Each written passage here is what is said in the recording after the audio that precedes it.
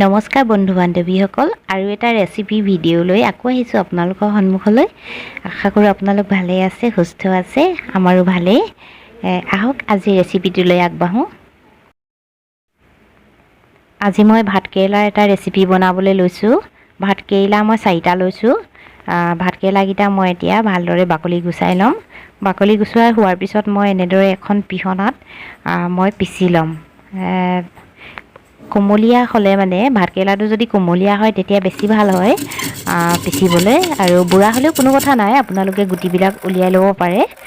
মোৰ যিহেতু এইকেইটা কোমলীয়াই আছিলে, মই এনেদৰে এখন পিহনাত পিহি লৈছোঁ।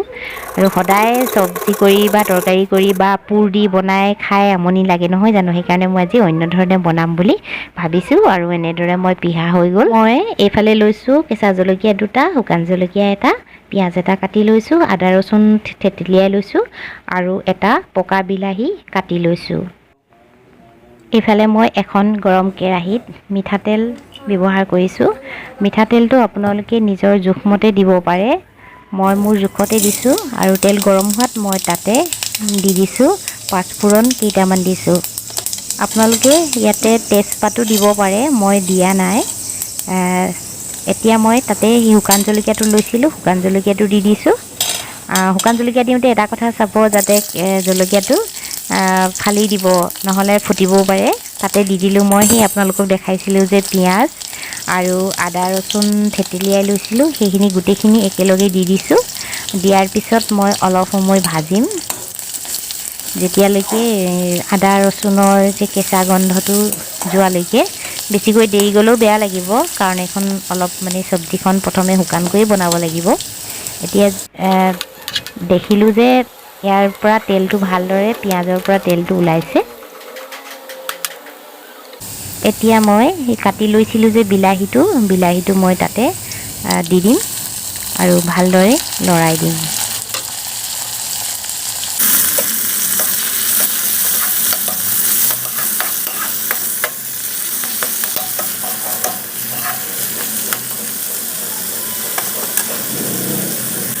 এতিয়া মই তাতে সেই কেঁচা জলকীয়া 2টা লৈছিলোঁ যে, কেঁচা জলকীয়া 2টাও দি দিছোঁ। কেঁচা জলকীয়া দিলে অকণমান গন্ধটো বেছি ভাল লাগে, আৰু জ্বলাও হ'ব। অকণমান জ্বলা কৰি খাম বুলি ভাবিছোঁ, সেইকাৰণে এনেদৰে দি দিছোঁ। এতিয়া তাতে হালধি এড কৰিছোঁ, আৰু ধনিয়া পাউডাৰ দিছোঁ, জিৰা পাউডাৰ দিছোঁ, আৰু আপোনালোকে ইয়াত ৰেড চিলি পাউডাৰ দিব পাৰে, তেতিয়া কালাৰটো ধুনীয়াকৈ আহে। মই কিন্তু দিয়া নাই। এতিয়া ভালদৰে লৰাই দিছোঁ।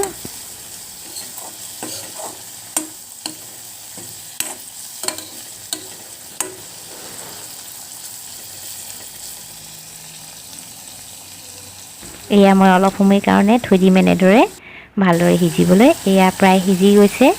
এতিয়া মই তাত দি দিম পিহি লোৱা মোৰ ভাত কেৰেলাখিনি।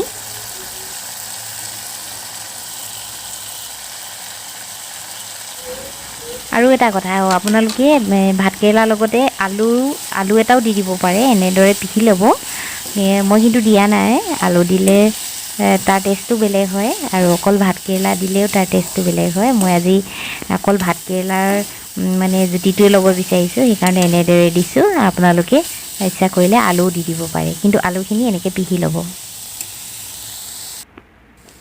এয়া মোৰ প্ৰায় হৈয়ে গৈছে, 80% সিজি গৈছে। এতিয়া মই ইয়াতে সোৱাদৰ কাৰণে নিমখ ব্যৱহাৰ কৰিম। নিমখটো আপোনালোকে নিজৰ সোৱাদ অনুসৰি দিব। এতিয়া মই ভালদৰে লৰাই দিম। আৰু এটা কথা মন কৰিব, গেছটো অকণমান কমাই ল'ব, নহ'লে লাগি যোৱাৰ চান্স থাকে। আৰু যদি আপোনালোকে এনেকৈ শুকানকৈ খাম বুলি ভাবে, তেতিয়া এনেদৰেই ৰাখিব পাৰে। মই কিন্তু অকণমান গ্ৰেভি কৰিম, সেইকাৰণে পানী অলপ দি দিছোঁ। পানীটো কিমান গ্ৰেভি খায় সেইটোৰ ওপৰত আপোনালোকে দিব পাৰিব। আপোনালোকে গৰম পানী দিওঁ বুলিলেও পাৰিব। মই ঠাণ্ডা পানীয়ে ব্যৱহাৰ কৰিলোঁ, গৰম পানী নাছিলে।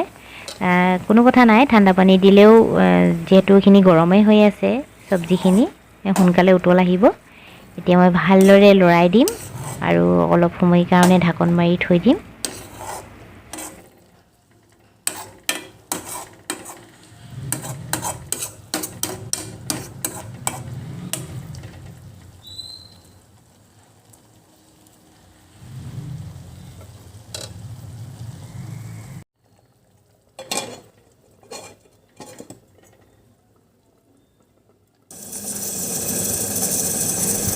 এতিয়া মই ঢাকনখন খুলি চাম। মোৰ ভাতকেৰেলা আঞ্জাৰ তৈয়াৰী হৈ গৈছে। মই ইমানতে ৰাখি থ'ম, অকণমান গ্ৰেভি টাইপ হোৱাতেই খাম, একেবাৰে শুকান নকৰোঁ। এতিয়া মই আকৌ এবাৰ ভালদৰে লৰাই দিছোঁ।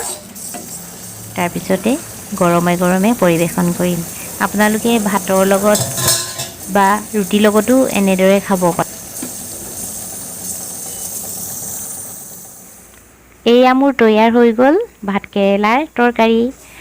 আমাৰ ভিডিঅ'টো চাই কেনেকুৱা লাগিলে নিশ্চয় জনাব, কমেণ্ট কৰি, লাইক কৰিব, শ্বেয়াৰ কৰিব আৰু নতুনকৈ চাই থকাসকলে ছাবস্ক্ৰাইব এটা কৰি দিব। আজিলৈ আহিছোঁ, বাই বাই।